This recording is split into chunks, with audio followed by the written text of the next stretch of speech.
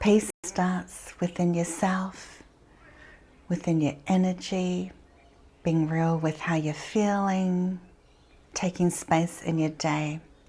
And when you have that peace within you, even if it's not 100%, then that energy, that feeling, that vibe, that sort of equilibrium state is then transposed in your home. Your home will meet you at that energy point. Then it's just a matter of who else is in your home or what else is going on in your home, or any other energy that might be in your home or any pocket or space. And that's where clearing yourself, your space, coming into a sense of peace and calm within you and your environs makes a massive difference to not only how you feel, what you're thinking, but also just your whole day and the others around you. As I always say, there's no perfect here. So many times I've had such a feeling of calm and peace and the vibes going, and then someone comes home or someone wakes up, a teenager, at 11, 12 in the day, stomping down the stairs or whatever it is. Everyone's got issues, right? However, there is a way, for the most part, or as much as you can, to stay within a certain sense of peace and calm energy. And that is a matter of, okay, that person's there, that. You can still be present. But the problem that us empaths and sensitives and highly intuitive, or those of us with a bit of trauma, which has invoked a high sense of perception, those on the spiritual path, or when you have felt like you are that sensitive, whether it's from certain things in your past or the awakening, your spiritual path, or all of the above, you can become hypervigilant. And that is, you sense, feel so many things at once. It's reminding me now, I've been shown, because sometimes when I go out and about, a person will pop up that I feel like I see or sense their light, or on occasion I've given a message when I have felt and checked in with God that that's okay, and with the person. And they're bringing up a person now who their job was to kind of be a security guard of a department store. And I noticed as I walked past that I could feel this person has got their attention on so many things at once. They're not just doing their job and paying attention and to the customers around, or who could possibly be a shoplifter and all that kind of stuff. They were highly perceptive at the same time, and I could feel and see as I walked past this person, their attention was capable of knowing so many things at once. And it's also reminding me of, which was the case of this person too, that we can be highly perceptive to the point of almost being like a detective, right? And it's not that a detective needs to snoop in other people's business, but that you can sense things and have your eye on things, or your spiritual eye. Your eyes might be here, but your ears or your spiritual sight might be there or there, and so on. And so when you are highly aware, you are aware of your environment, of the people around you, energies that are happening, stuff within yourself, what is coming through spiritually for us at the time, where we are at energetically as a collective, but also yourself within that, your family within that, your home within that. So when you have that hyper heightened, high level awareness, it is for a reason. It is by no mistake. Sometimes it feels punishing because we have been bombarded and we have not learned how to take care of ourselves energetically, or how to handle the gifts that we've been given. Very normal gifts. Those of us who are highly sensitive, whatever label you might like to use, it is part of our soul signature.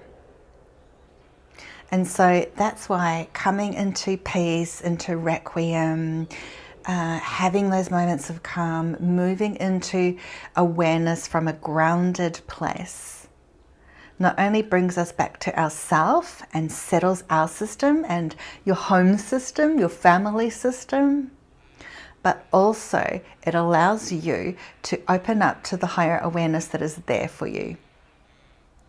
Some of us might be so busy, distracted, you are perceptive or can be, and you pick up on energies, but there's so much going on, you're just scattered, you're out of body, or you're not believing in yourself or your ability or your senses. And so that's when to come back into yourself and just strip all that away, loosen that all up, and work on your energy system and come back into yourself and trust in what you receive and perceive. It is hard to do that when you are out there or out of sorts. And when you come back into yourself, that's when you can move into that sense of calm. And if you're having trouble with that, then it's about looking at why and making changes and shifts to get you there. One of the best ways to do so, of course, is always clear your energy, because that helps with everything. You clear your energy, clear your home energy, clear your mind, come back to yourself, feel grounded.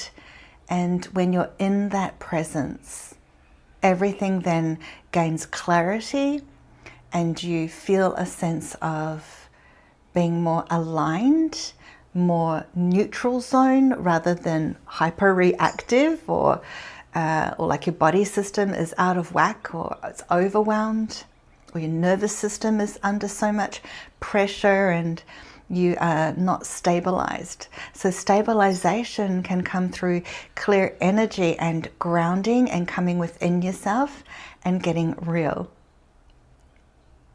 And you want to bring that realness and that calm and that essence and clarity to your home, to your environs, to where you and your loved ones deserve to feel safe, welcomed, a sense of belonging.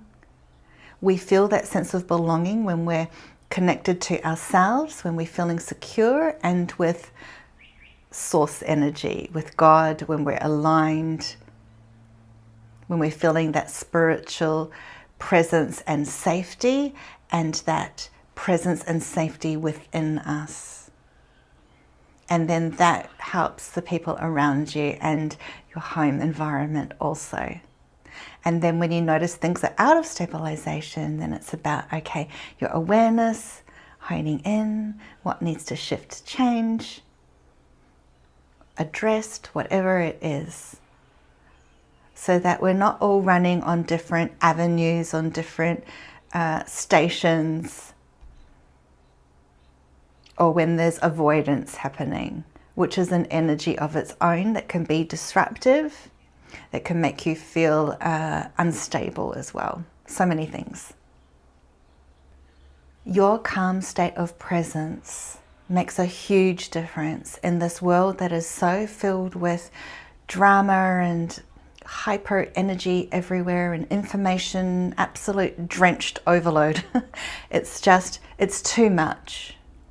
See how it feels with you, but do you feel like making your calmness and your clarity and your good energy and your grounding and homeliness and presence a priority?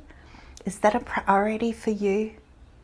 Do you see that how much that helps and how much more regulated you feel and safe and secure, calm, and how that then can have a positive difference to others or the work that you're doing, or even just coming into your sense of honing in on who you are and what you came here to do, and your spiritual self, your purpose. And I always say purpose doesn't need to be this big thing. It's just find it in your simple, everyday calm and presence. Find yourself first. Everything else ripples from there. If you'd like to learn how to clear your energy, I have a course called How to Clear Your Energy with White Light. I just saw 1111. That's just so perfect, because having a clear energy lifts you up to a higher vibration, just like 1111 does. And that's why that number is here for us. It reminds us of our soul purpose, of our spiritual connection, of our upliftment and the higher frequency that is here for us. So if you would like to clear your energy and lift your vibrations and come more into homeostasis and neutrality, check out my course at spiritualcourseacademy.com/clearyourenergy. Outside of that, you might get a sense of my energy field. You might see, because just now I just saw like a sort of a halo, right? The energy around. Can you see that? Can you feel that? That's coming from a space of clarity and connection. And I'd love to move you into that energy too, or just encourage you to get back into it if you already know. Hope that helps, and let me know your thoughts and how you go with it.